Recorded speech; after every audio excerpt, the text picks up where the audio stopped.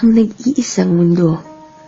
Mundong punong-puno ng kagandahan, mundong puno ng liwanag, at mundong pinuno ng pagmamahal at buhay. Pero ano ang nangyari sa mundong ito? Pinuno ng kasamaan at kadumihan ng mga taong ginawa upang pangalagaan ang lahat ng kaloob ng may kapal. Ang ganitong kalagayan ba ay nagpapakita na tayo ay kaisa ng simbahan sa pangangalaga sa lahat ng kaloob ng may kapal? Sa ganitong paraan ba natin maipapahayag ang pagpapahalaga sa pinakamahalagang ipinagkaloob sa atin ng Panginoon? At tama ba na imbes na sa pagkakaisa upang mapaunlad ang pananampalataya sa buong mundo, ay mas nagkakaisa pa ang bawat tao na dumihan at babuyin ng tahanan na ginawa ng Diyos para sa atin? Huli na nga ba ang lahat para baguhin ang kapalaran ng ating kalikasan?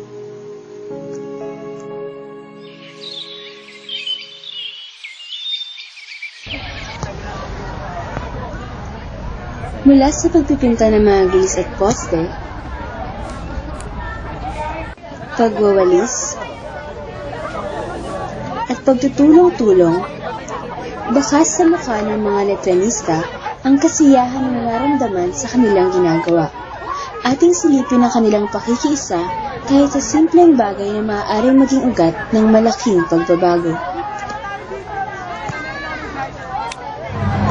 Magandang umaga sa inyong lahat.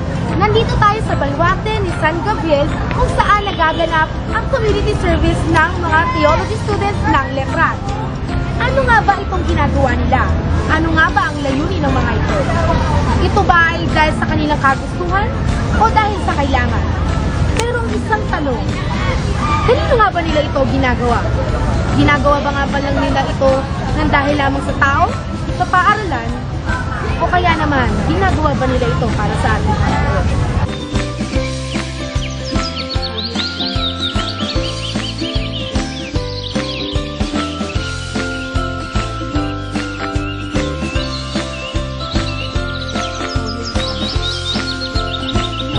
Hindi nga ba't nakakatuwang isipin na kairaming letranista ang naglilinis ngayon dito sa Baluarte ni San Gabriel?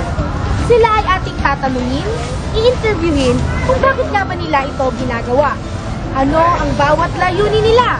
Muli, ako si Carlo Luis Mencias, ang inyong makakasama dito sa documentary film, Simpleng Simula. Ating lapitan ng ilang letranista na pwede nating mapagtanungan kung ano nga bang community service ang kanilang ginagawa. Lapitan natin si ate. That's for ate. Sabi nga, ano itong community service na ginagawa nila? Required daw, Theology 1 ninyo. Oo nga ate, required ko. Init-init dito, tapos pagagawin kami ng ganito. Uy, grabe ka naman. Application din naman sa mga natutunan natin, di ba? Diba, guys, required siya. Saka, di ba, tinulong sa atin na yung paglilinis ng environment natin, mas solid mission natin yun. Blessing sa atin ni God na kaya naman sa kanya. Manage the crown and keep the God's creation. Diba kasama na rin yung ideas ng letra yung Deus Patria. Ano meron doon sa sinabi ng Patria? Patria, love of country. Love of country. Kasama na rin yung kapaligiran. Ang pagmamahal sa kapaligiran at ang paglilinis ng kapaligiran. Napakagandang layunin naman ang letra. Maraming salamat sa inyo ate ha. Sige po. Magpatuloy niyo yan.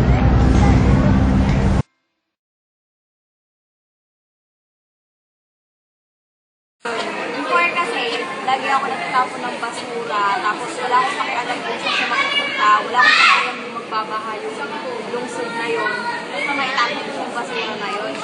So, nung community service kami, na-realize ko na yung Mother Earth sobrang polluted na ang kalat-kalat na niya. Tapos ayun, naisip ko na ang sama-sama ko kasi nukulit yung kapaligiran. So, lesson learned na dapat yung mga kalat na inuulit natin, tapos hindi dapat magtapon sa saan-saan. Community service, para syempre makatulong sa kalikasan. Malinis yung mga bagay na tayo yung nagdumi. Yun. syempre kasi siya yung gumawa ng lahat ng. So, will niya na dapat na ayusin natin to, nalinisin natin, na alagaan natin kasi regalo niya sa atin. Natutunan ko madami. Isa dito yung sarap-sarap pala tumulong. Ano pa? Tsaka yung sa simpleng bagay na ginagawa natin, marami tayong natutulungan.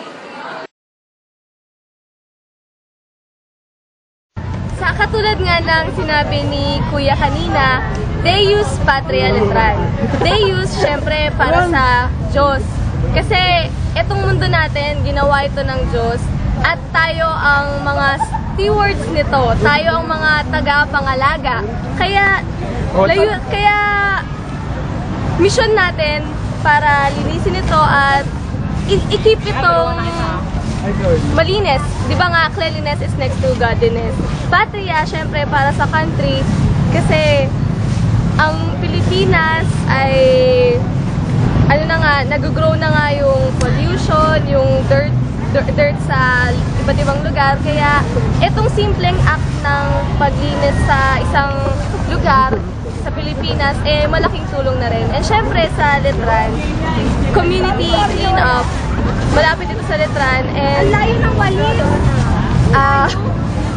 Syempre, pag may mga taong dumadaan dito, mga turista or simpleng mga estudyante lang, pag nakikita nila yung kalinisan nitong community nito, malilink nito na ang mga Letranista ay marunong mag-alaga.